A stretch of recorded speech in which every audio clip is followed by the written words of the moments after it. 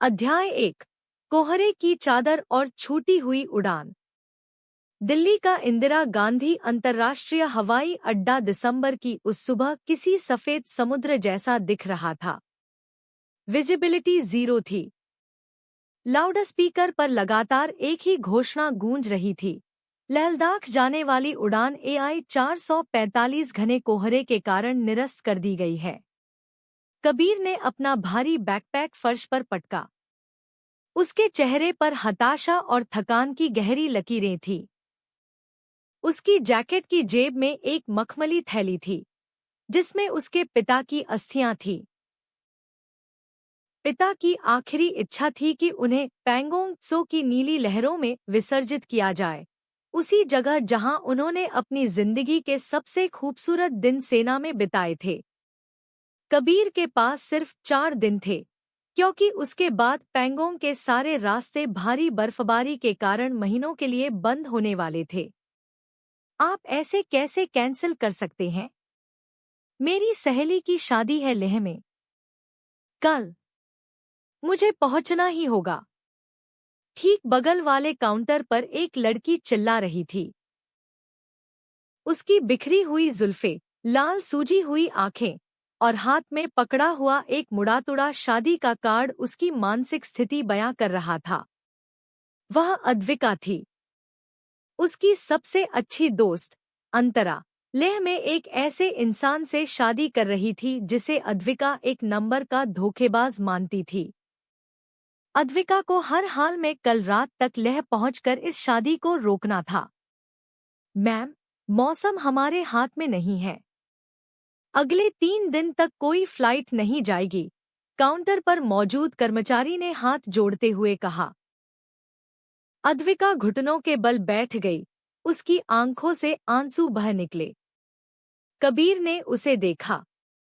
दोनों अजनबी थे, लेकिन दोनों की किस्मत ने उन्हें एक ही चौराहे पर लाकर खड़ा कर दिया था। कबीर आगे बढ़ा और अद्विका के पास जाकर रुका। सुनो, रोने से फ्लाइट नहीं चलेगी। अगर तुम्हें सच में लेह पहुंचना है तो एक रास्ता है, लेकिन वह पागलपन है।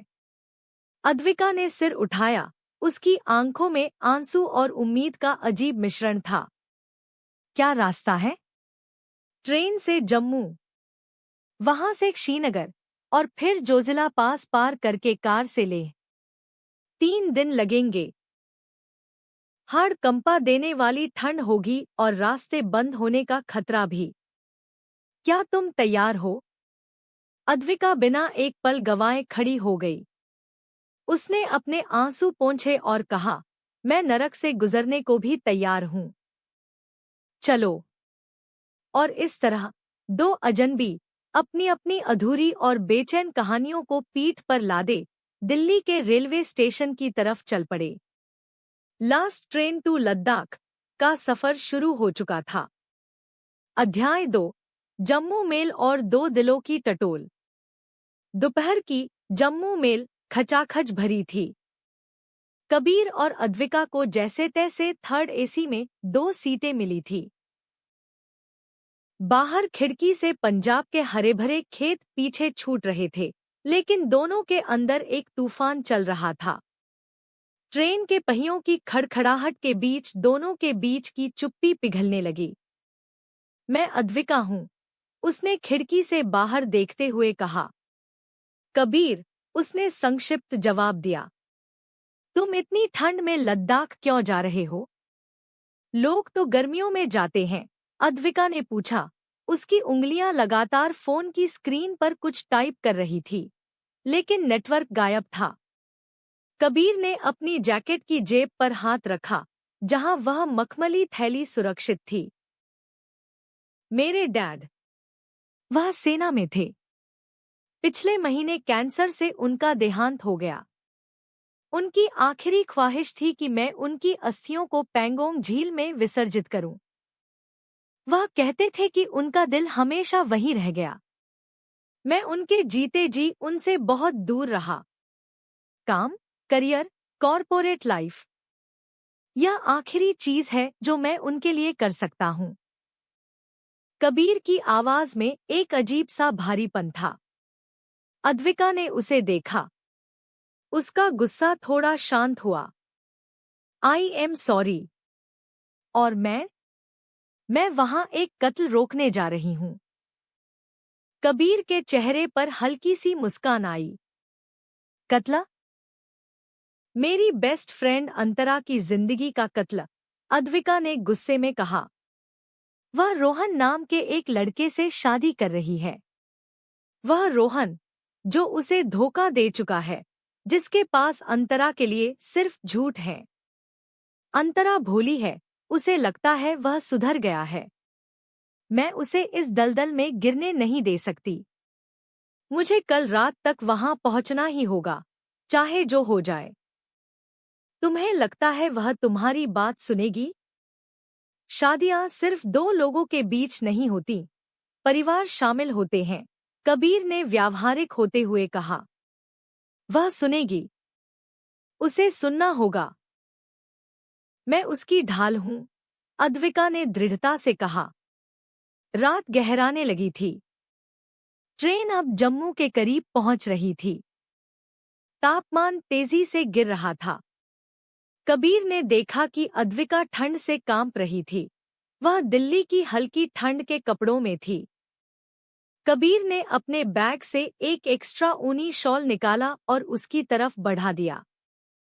थैंक्स, अद्विका ने शॉल ओढ़ते हुए कहा। सफर लंबा है अद्विका। खुद को संभाल कर रखो। असली लड़ाई तो कल से शुरू होगी, कबीर ने कहा और आंखें बंद कर ली। अध्याय 3। कश्मीर की सफेद वादी और पहला गतिरोध। अगली सुबह जब वे जम्मू उतरे, तो हवा में बर्फ की चुभन साफ महसूस हो रही थी। कबीर ने पहले से ही एक लोकल ड्राइवर, बिलाल, से बात कर रखी थी, जिसके पास एक मजबूत स्कॉर्पियो गाड़ी थी। बिलाल लद्दाख के रास्तों का पुराना खिलाड़ी था। साहब, मौसम बहुत खराब है। जोजिला पास पर कल रात ही बर्फबारी हुई है। अगर हम आज शाम तक वहां नहीं पहुंचे, तो सेना रास्ता बंद कर देगी, बिलाल ने गाड़ी स्टार्ट करते हुए चेतावनी दी। गाड़ी श्रीनगर की तरफ दौड़ पड़ी। जैसे जैसे वे ऊंचाई पर चढ़ रहे थे, नज़ारे बदलने लगे।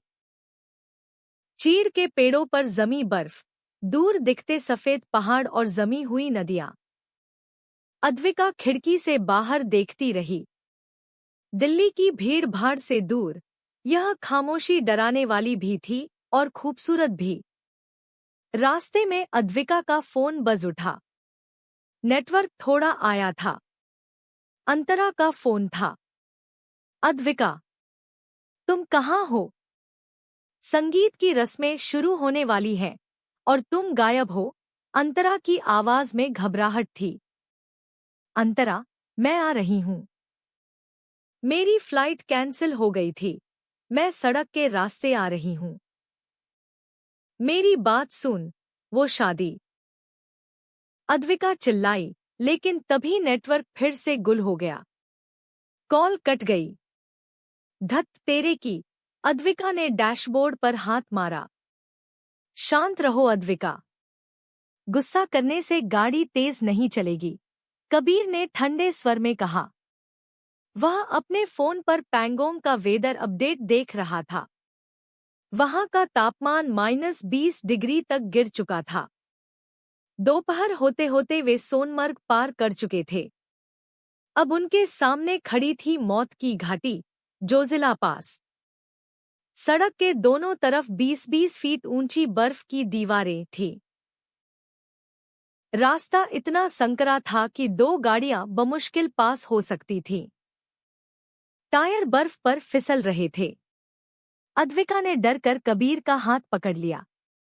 कबीर ने उसकी कड़कड़ाती उंगलियों को महसूस किया। उसने उसका हाथ थामे रखा। बिलाल भाई, ध्यान से, कबीर ने कहा।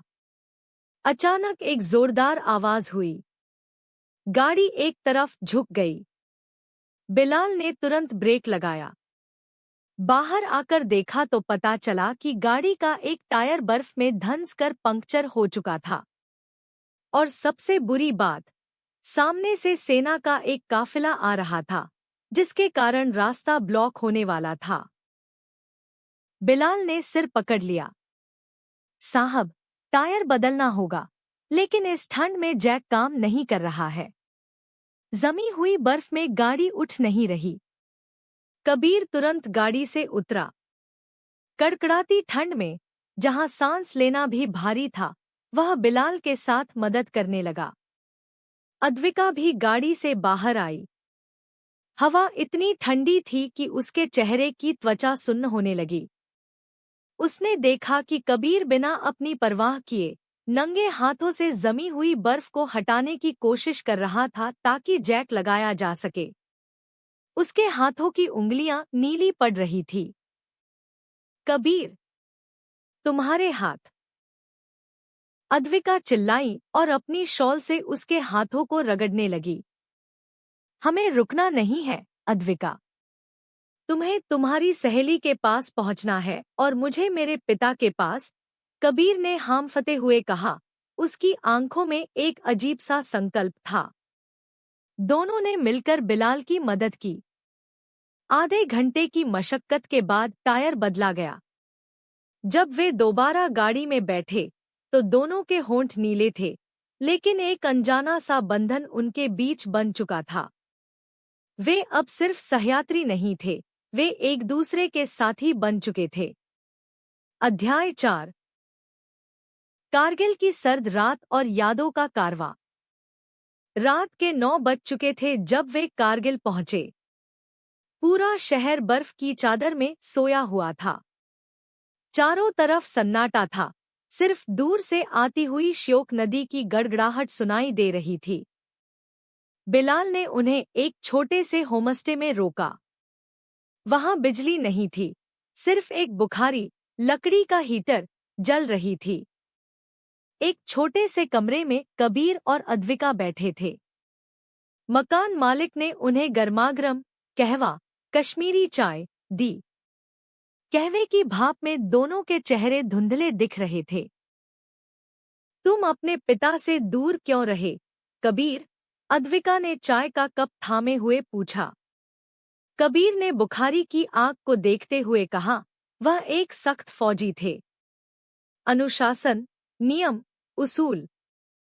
मुझे बचपन में हमेशा लगा कि वह मुझसे ज्यादा अपनी ड्यूटी से प्यार करते हैं। जब मैंने फौज में जाने से मना कर दिया और कॉरपोरेट वर्ल्ड चुना, तो हमारे बीच की दूरी और बढ़ गई। हम सालों तक सिर्फ औपचारिक बातें करते रहे। लेकिन जब उन्हें कैंसर हुआ और आखिरी दिनों में जब मैं उनके पास था, तब उन्होंने मुझे एक डायरी दी। उस डायरी में सिर्फ मेरे बारे में लिखा था। मेरी पहली साइकिल, मेरा पहला मेडल, मेरी हर छोटी कामयाबी। वह मुझसे नफरत नहीं करते थे, वह बस जज्बात जाहिर करना नहीं जानते थे। मुझे समझ आने में बहुत देर हो गई, अद्विका। अब यह अस्थियां ही हैं जिनके जरिए मैं उनसे माफी मांगना चाहता हूँ। कबीर की आंख का एक आंसू बुखारी की तप्त दीवार पर गिरा और छन से उड़ गया। अद्विका ने उसका हाथ थाम लिया। वह तुम्हें देख रहे हैं, कबीर, और वह बहुत गर्व महसूस कर रहे होंगे। और तुम्हारी कहानी? कबीर ने अपनी भावनाएं संभालते हुए पूछा। तुम अंतरा के लिए अपनी जान जोखिम में डाल रही हो। क्या रोहन सच में इतना बुरा है? अद्विका ने एक लंबी सांस ली। रोहन और मैं कॉलेज में साथ थे। अंतरा से मिलने से पहले रोहन ने मुझे प्रपोज किया था। मैंने मना कर दिया क्योंकि मुझे उसकी नीयत साफ नहीं लगती थी। बाद में वह अंतरा के पीछे पड़ गया। अंतरा उससे पागलों की तरह प्यार करती है।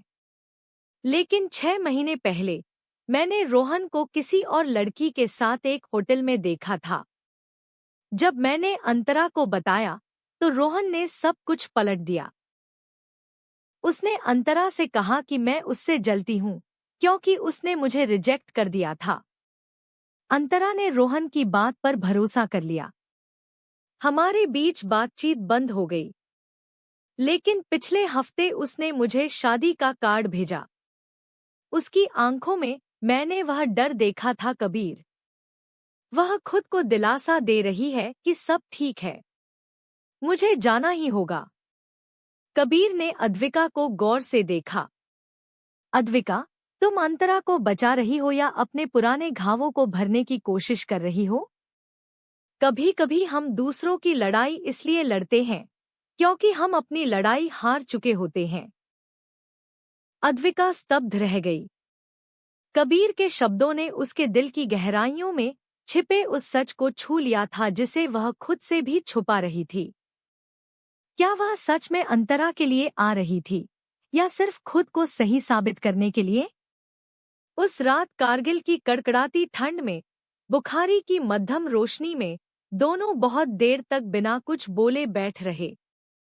बाहर लद्दाख का आसमान तारों से भर गया था, बिल्कुल साफ, नुकीला और जादुई।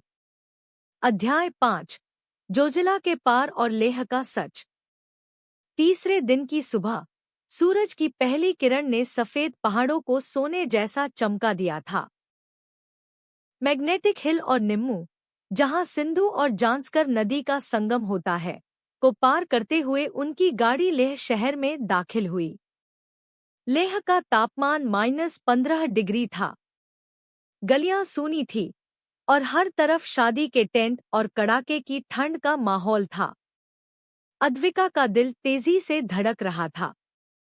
वे सीधे उस होटल पहुंचे जहां शादी का फंक्शन चल रहा था। होटल के अंदर हीटिंग सिस्टम ऑन था और ढोलन गाड़ों की आवाज गूंज रही थी। मैं तुम्हारे साथ चलता हूं, कबीर ने कहा। नहीं कबीर, यह मेरी लड़ाई है। तुम जाओ, तुम्हें पैंगोंग पहुंचना है। दोपहर होने वाली है, अगर तुम अभी नहीं निकले तो रास्ता बंद हो जाएगा, अद्विका ने कहा। हालांकि उसकी आंखों में कबीर को न छोड़ने की एक अनकही गुजारिश थी। मैं यहीं रुकूंगा शाम तक। तुम्हारी शादी का ड्रामा देख लूं, फिर निकलूंगा, कबीर ने मुस्कुराते हुए कहा। अद्विका अंदर गई। अंदर अंतरा दुल्हन के लिबास में बैठी थी। उसका चेहरा पीला था और वह सजीदजी होने के बावजूद खुश नहीं लग रही थी। जैसे ही उसकी नजर अद्विका पर पड़ी, उसकी आंखों में आंसू आ गए। अद्विका, तुम सच में आ गई? अंतरा दौड़कर आई और उसे गले लगा लिया। मैं तुम्हें इस नरक में धकेलने नहीं दे सकती अंतरा। रोहन एक धोखेबाज है। चलो मेरे साथ, अभी भी वक्त है, अद्विका ने उसका हाथ पकड़ते हुए कहा। तभी पीछे से रोहन आया। उसके चेहरे पर एक कुटिल मुस्कान थी। अरे अद्विका, तुम यहाँ भी आ गई तमाशा करने? अंतरा, मैंने कहा था ना, यह हमारी खुशियों से जलती है। अद्विका का खून खौल उठा। वह रोहन पर चिल्लाने ही वाली थी कि कबीर, जो दरवाजे पर खड़ा सब देख रहा था, आगे आया। उसने अद्विका के कंधे पर हाथ रखा। अद्विका, शांत हो जाओ, कबीर ने संयत आवाज में कहा। फिर वह अंतरा की तरफ मुड़ा। अंतरा जी, मैं कबीर हूं, अद्विका की दोस्त। हम 3 दिन से मौत के मुंह से निकलकर यहाँ पहुंचे हैं। अद्विका को आपसे कोई दुश्मनी नहीं है। वह सिर्फ आपसे प्यार करती है। लेकिन फैसला आपका है। अगर आपको लगता है कि रोहन सही है, तो आप शादी कीजिए। लेकिन याद रखिएगा, जबरदस्ती के समझौतों पर बनी इमारतें पहली ही बारिश में ढह जाती हैं। अंतरा ने रोहन को देखा, फिर अद्विका को। रोहन की आंखों में गुस्सा और डर साफ दिख रहा था। अंतरा ने गहरी सांस ली। वह आगे बढ़ी और उसने रोहन का हाथ छोड़ दिया। नहीं रोहन, अंतरा की आवाज कांप रही थी लेकिन उसमें एक मजबूती थी। मैं पिछले 6 महीने से खुद से झूठ बोल रही थी। अद्विका ने जब तुम्हें उस लड़की के साथ देखा था, तभी मुझे सच पता चल गया था।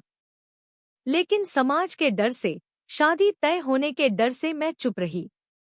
लेकिन आज, जब अद्विका मेरे लिए अपनी जान जोखिम में डालकर दिल्ली से लद्दाख आ सकती है, तो मैं अपने लिए एक स्टैंड क्यों नहीं ले सकती? यह शादी नहीं होगी। होटल के हॉल में सन्नाटा छा गया। रोहन के माता पिता चिल्लाने लगे, लेकिन अंतरा का फैसला अटल था। उसने अद्विका को कसकर गले लगा लिया। थैंक यू अद्विका, तुमने मुझे बचा लिया। अद्विका की आंखों से आंसू बह रहे थे, लेकिन यह खुशी के आंसू थे। उसने मुड़कर कबीर को देखा। कबीर की आंखों में उसके लिए एक गहरा सम्मान था। अद्विका का मिशन पूरा हो चुका था, लेकिन एक अलग तरह से। उसने शादी नहीं रोकी थी, उसने अपनी दोस्त को खुद से सच बोलने का हौसला दिया था। और इस प्रक्रिया में उसका अपना गुस्सा और जलन भी पिघलकर लद्दाख की बर्फ की तरह बह गए थे। अध्याय 6। पैंगोंग त्सो की नीली खामोशी। शादी निरस्त होने के बाद अंतरा अपने परिवार के साथ सब संभालने लगी। अद्विका अब आजाद थी। उसने कबीर की तरफ देखा, जो अपना बैग उठा रहा था। अब तुम्हारी बारी है, कबीर, अद्विका ने कहा। हाँ। पैंगोंग का रास्ता अभी खुला है। बिलाल कह रहा है कि अगर हम अभी निकले तो सूरज डूबने से पहले पहुंच जाएंगे, कबीर ने कहा। मैं भी तुम्हारे साथ आ रही हूं, अद्विका ने दृढ़ता से कहा। वहां बहुत ठंड है अद्विका, -25 डिग्री। तुम सहन नहीं कर पाओगी। तुमने मेरा हाथ जोजिला पास पर थामा था कबीर। मैं तुम्हें इस आखिरी सफर पर अकेला नहीं छोड़ सकती। दोनों स्कॉर्पियो में बैठे और चांगला पास, दुनिया के सबसे ऊंचे मोटरेबल रास्तों में से एक, की तरफ बढ़ गए। चांगला पर इतनी भारी बर्फ थी कि हवा में ऑक्सीजन की कमी साफ महसूस हो रही थी। कबीर का सिर भारी हो रहा था, लेकिन उसका इरादा पक्का था। अद्विका ने उसके माथे पर हाथ रखा और उसे हिम्मत देती रही। दोपहर के 3 बजे, जब गाड़ी ने आखिरी मोड़ लिया, तो उनके सामने जो नजारा था, उसने दोनों की सांसें रोक दी। पैंगोंग त्सो 13,000 फीट की ऊंचाई पर स्थित एक विशाल झील। सर्दियों के कारण झील का आधा हिस्सा जम चुका था, लेकिन जहां पानी खुला था, वहां का रंग इतना गहरा नीला था कि लगता था किसी चित्रकार ने आसमान को जमीन पर उड़ेल दिया हो। चारों तरफ सफेद, नंगे पहाड़ इस नीली झील के पहरेदार की तरह खड़े थे। वहां कोई और इंसान नहीं था, सिर्फ कबीर, अद्विका और एक अनंत खामोशी। दाख का यह रूप डरावना था, लेकिन बेहद पवित्र। कबीर गाड़ी से उतरा। हवा की गति इतनी तेज थी कि उसके पैर डगमगा रहे थे। वह झील के किनारे जमी हुई बर्फ पर चलते हुए पानी के पास पहुंचा। अद्विका उसके ठीक पीछे खड़ी थी। कबीर ने अपनी जैकेट से वह मखमली थैली निकाली। उसने उसे खोला। सफेद अस्थियां हवा में उड़ने को बेताब थीं। कबीर की आंखें भर आईं। उसने आसमान की तरफ देखा। डैड, मैं आ गया। मुझे माफ कर देना कि मैं आपकी जीती जी की खामोशी को नहीं समझ पाया। लेकिन आज मैं समझ गया हूं कि आपका दिल इस जगह क्यों था। यहाँ कोई पाखंड नहीं है, कोई शोर नहीं है, सिर्फ सच है। उसने अपनी उंगलियों में अस्थियां ली और उन्हें पानी में विसर्जित कर दिया। जैसे ही राख की पंखुड़ियां उस नीले, पवित्र पानी में गिरी, वे धीरे धीरे नीचे बैठ गई। कबीर को लगा जैसे उसके सीने से एक बहुत भारी पत्थर हट गया हो। वर्षों का अपराध बोध, शिकायतें और अकेलापन पल भर में विलीन हो गए। वह घुटनों के बल बैठ गया और रोने लगा। यह हार के आंसू नहीं थे, यह मुक्ति के आंसू थे। अद्विका आगे बढ़ी। उसने कबीर के कंधों पर हाथ रखा और धीरे से उसे अपने गले से लगा लिया। उस बर्फीले साम्राज्य में, जहां तापमान 0 से कई डिग्री नीचे था, 2 इंसानी दिलों की गर्मी सब कुछ पिघला रही थी। उन्होंने तुम्हें माफ कर दिया कबीर, अद्विका ने फुसफुसाते हुए कहा। कबीर ने उठकर अद्विका को देखा। लद्दाख का परिदृश्य बदल चुका था। जो पहाड़ पहले बेजान और ठंडे लग रहे थे, अब वे एक गवाह की तरह मुस्कुराते हुए प्रतीत हो रहे थे। प्रकृति ने उन दोनों को उनके अतीत से आजाद कर दिया था। अध्याय 7। एक नई सुबह, एक नया सफर। अगले दिन वे लेह वापस आ गए। मौसम साफ हो चुका था और दिल्ली के लिए उड़ानें बहाल हो गई थी। लेह एयरपोर्ट पर दोनों अपने बैग लिए खड़े थे। 3 दिन पहले वे एक दूसरे का नाम तक नहीं जानते थे और आज वे एक दूसरे की आत्मा के सबसे गहरे हिस्सों से वाकिफ थे। तो हम वापस दिल्ली जा रहे हैं। उसी शोरशराबे वाली दुनिया में अद्विका ने मुस्कुराते हुए कहा, हालांकि उसकी आवाज में एक उदासी थी। दुनिया वही है अद्विका, लेकिन हम बदल चुके हैं, कबीर ने उसके बैग को ठीक करते हुए कहा। लद्दाख ने हमें सिखाया कि कभी-कभी जिंदगी में रफ्तार धीमी करना जरूरी होता है ताकि हम देख सके कि हमारे बगल में कौन खड़ा है। अद्विका ने कबीर की आंखों में देखा। वहां अब वो फौजी पिता का सख्त बेटा नहीं था, वहां एक ऐसा इंसान था जो प्यार करना और जज्बात जाहिर करना सीख चुका था। कबीर, दिल्ली पहुंचकर क्या हम दोबारा कॉफी पर मिलेंगे? बिना किसी कत्ल को रोकने के या बिना किसी अंतिम इच्छा के, अद्विका ने शरारत और उम्मीद से पूछा। कबीर ने उसका हाथ अपने हाथों में लिया। इस बार उसके हाथ ठंडे नहीं थे, वे गर्म थे। कॉफी पर ही क्यों? लद्दाख का यह सफर तो सिर्फ शुरुआत थी अद्विका। अभी जिंदगी का पूरा सफर बाकी है, कबीर ने कहा। लाउडस्पीकर पर दिल्ली जाने वाली फ्लाइट की घोषणा हुई। दोनों ने एक साथ कदम आगे बढ़ाए। पीछे लद्दाख के ऊंचे, सफेद पहाड़ मुस्कुरा रहे थे, जैसे वे अपनी 2 नई संतानों को विदा कर रहे हों, जिन्होंने उनकी गोद में आकर जीना सीखा था। लास्ट ट्रेन टू लद्दाख खत्म हो चुकी थी, लेकिन उनके प्यार और नई जिंदगी का पहला पन्ना अभी-अभी लिखा गया था। अगर वीडियो अच्छी लगी हो तो लाइक करें और चैनल को सब्सक्राइब करना ना भूलें।